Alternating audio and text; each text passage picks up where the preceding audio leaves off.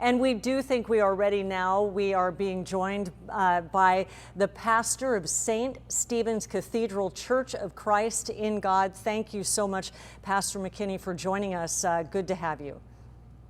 Oh, it's my pleasure to be here. Thank you, Kimberly. You know, we've seen over this past year diversity among demonstrators in response to George Floyd's death. How can this verdict help to heal and not divide?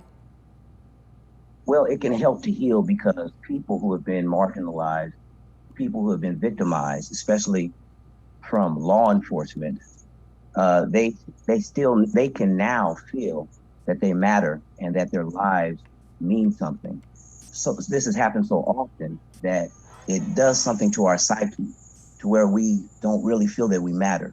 So now this verdict it sends a clear message to the nation, to the world, that things are changing.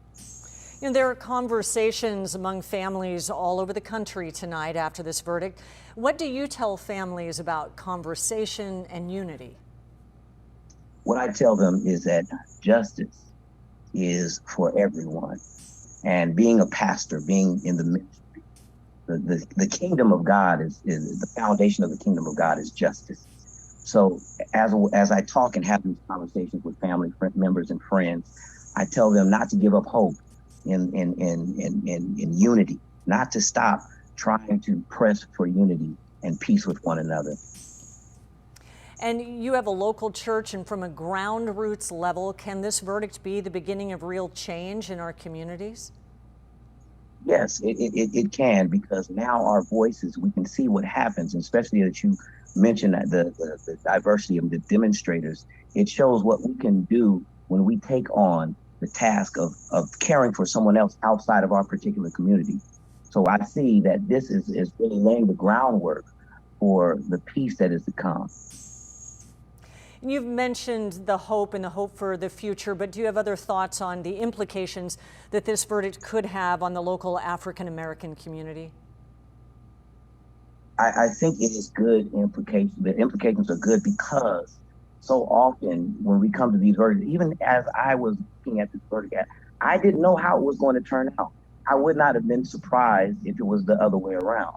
So that just knowing that this has happened, that this is monumental, it makes me think about all the other victims who happen to not have someone filming or videotaping, and justice was not served. So this is really, it rings really strong in our community, knowing that now all this outcry that we've had over the years, it's not falling on deaf ears anymore. We really are expressing ourselves and about how we have been underserved and just been put aside. So now our voices are becoming more clear. And with that being said, it should give a moment it should give us the time to just come back together and really push for peace. Sounds like that a lot of times in your speaking, in your sermons about this, that your takeaways would really be that this is about faith and grace at this time.